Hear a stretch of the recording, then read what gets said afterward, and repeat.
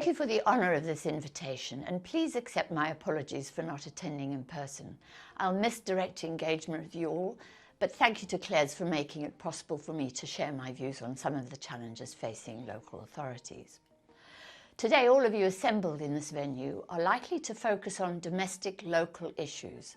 I want to challenge that by placing local government within the global sphere of financialised capitalism. Only by understanding the international system of finance, I contend, is it possible to understand what is happening to the citizens and finances of cities like Manchester, Birmingham, Brighton, Darlington, or even London today. Those active in global capital markets are capable of capsizing local markets with their flawed investments and use of debt to finance acquisitions. Private equity are classic examples, and in my view, and please see my Substack posts for more on this, the consequence of takeovers by private equity firms backed by too-big-to-fail banks is the piling up of debt on acquisitions without providing equity and with public sector backing, so private equity would be better explained as public debt. To defend local government, it is really important to understand the global economic model, capitalism without brakes, to quote Jim Wright. Capitalism without brakes is powered by infinite supplies of largely unregulated credit, easy money, often recklessly invested in speculative destabilizing activity. The dominant economic model orients economies away from the domestic, national, and local sphere towards exports, as Matt Klein and Michael Pettifor argue in their important book, Trade Wars are Class Wars. The export orientation of all economies, including our own, but in particular those of Germany and China, boosts the income of wealth, the 1%, corporations that are exporters, their owners and shareholders. And because all economies are encouraged to export, gluts and surpluses worldwide are a consequence. At the same time, and using the economic ideology of austerity, the incomes of the 99% have, over the decades since the great financial crisis, deliberately been repressed, often by coercive government policy. That applies here in the UK, but also to the whole of the United States, which at the moment it may be changing, to Europe, Germany since the Hart reforms, but also to workers in China. But here is the thing. The 1%, the very rich, make an awful lot of money from this distorted system of easy money and export orientation. But the rich don't and can't spend all they earn. There are limits to the number of super yachts, private jets, and mansions they can buy. There are limits to the number of rockets Elon Musk can explode. By contrast, the 99%, the workers, spend all of their income on keeping a roof over their heads, buying food, maintaining health, and maybe sending their kids to university. But their jobs are more insecure, and their incomes have been falling in real terms, so they have lacked the purchasing power to buy all that is produced by the export-oriented economies of the world. Far from society's money chasing too few goods and services, we have too many goods and services chasing too little money or purchasing power. That is the reverse of much commentary, which tends to blame consumers and firms for overconsumption. The reality is we face a crisis of overproduction relative to incomes. That model has implications for local authorities. I recently addressed a meeting of London local authorities, re-London, all committed to the circular economy, to the recycling of waste and resource management in the capital, while accelerating the transition to a low-carbon circular economy. But as surpluses and gluts in goods grow, the ability of any local government to recycle or reuse mountains of stuff generated by the dominant global economic model of overproduction and underconsumption it becomes untenable. The fact is that local authorities are trying to manage the excesses of a global economy, not the local economy, but doing so at the micro level. It's a little like Faust's sorcerer's apprentice, trying to manage the magic of his master, magic in which he is not trained, while the studio is overflowing with dozens of brooms and endless pails of water. Falling incomes and insecure, low-paid employment imply falling levels of taxable income. Falling tax revenues lead to government and local government deficits. It's as clear as night follows day. Government deficits under the Tories are the consequence of a broken global and domestic economy based on low wages and unskilled, insecure work. Change the system, focus on building skilled, well-paid workers, and, hey presto, local and central government budgets will be restored to balance by increased tax revenues from those higher wages without having to raise taxes. There are consequences to the global model of labour insecurity and falling incomes. One is weakness in the largely self-employed construction sector, making it difficult for local authorities to find the skilled, motivated workers to retrofit council housing and reduce energy costs for the transition away from fossil fuels. There is an urgent need for a return, if I may so argue, to direct labour organisations of skilled, well-paid workers. Another consequence is today's obscene levels of inequality and rising poverty. That has consequences for local government, too, charged with the care of both children and the sick and the elderly.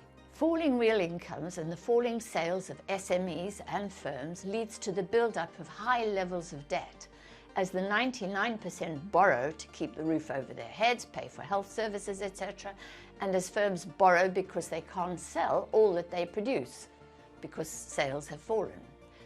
The consequence is both overproduction of surpluses and gluts everywhere, but also high levels of debt, and third, falling incomes and tax revenues. And overproduction combined with high levels of debt, as we know from experience, leads to a third and dire consequence, a global financial crisis. Another one is inevitable, although predicting its timing, is tricky. There is another aspect of the global economic system that affects the citizens of your cities and towns. Speculative global commodity markets in energy and grains impacts our lives on a daily basis and drives inflation. Let's take energy markets as an example. They're all global. And in those global markets for oil, there are two types of buyers. The buyers of wet barrels of oil, companies like Shell and Exxon buying real oil from the Saudis, etc. Then there are the buyers of paper barrels of oil, by contrast, and they are speculators betting in derivative markets, bets that the future price of oil might rise or fall by half a cent, 1 cent or 10 cents. And that's aiming billions of dollars at those bets. The speculators in paper barrels far outnumber the wet barrel buyers operating in the real economy.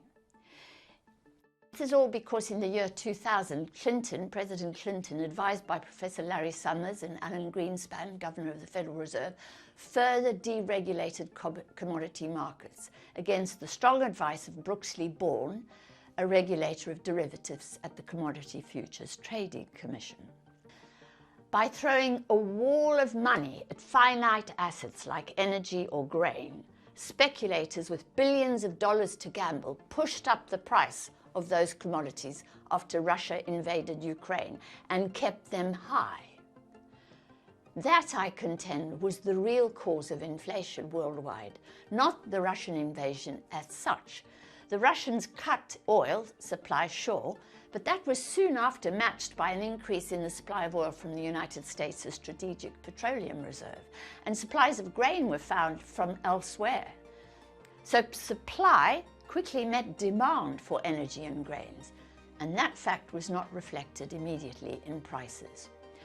Notable in that crisis was the role of central bankers, so-called independent central bankers. Like our export markets, central bankers orient their institutions to serve the interests of global capital markets, not the interests of the domestic economy.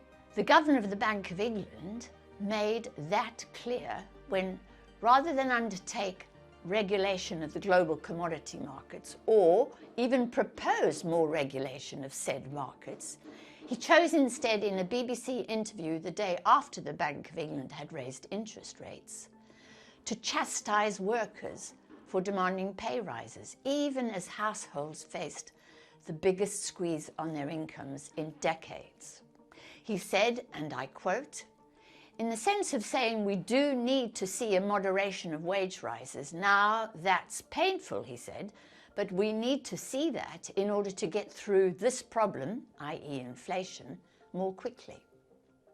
In just the same way as the oil price, the largely unregulated global wall of money aimed at Manchester's or any other city's finite number of properties and land forced up property prices, not just in Manchester, but in Johannesburg, Bogota, Hanoi, and Accra in Ghana. That has massive implications for local authorities as homes become unaffordable and rents rise beyond the reach of those whose incomes are falling in real terms. And the homeless land on the doorstep of local authorities whose capacity to build affordable housing has been restricted by government policy, for fear that public housing would somehow crowd out private housing. Yet while most of those global markets are private, deregulated, and beyond the reach of democratic institutions, they are at the same time heavily dependent on public institutions, taxpayer-backed public institutions, like the central bank, which periodically bails out the private finance sector, most recently in the crisis of March 2020, which many people have overlooked. Government bonds are, for example, very safe assets for investors, generating income for them over periods of time. And the annual income streams on government bonds originate with taxpayers and stretch in decades into the future. No other company can guarantee those levels of income revenue. And those are the reasons why we need to move the offshore economy back onshore. We need to bring offshore capital back onshore. And we can begin to do that by the localization of the economy. In my book, The Case for the Green New Deal, I argued that we should decentralize energy, that every building should become a power station. And in Lynmouth Road, in the borough of Walthamstow, London, a couple of artists, Dan Edelstein and Hilary Powell, and 30 of their neighbours on that street, have started a revolt. They want to make energy local, not global, and are collectively installing solar panels and batteries. Dan and Hilary have also fundraised to make the effort affordable for everyone on the street and also for the local primary school. They want to disrupt the grip of predatory globalization, and to do so by empowering their community and local school.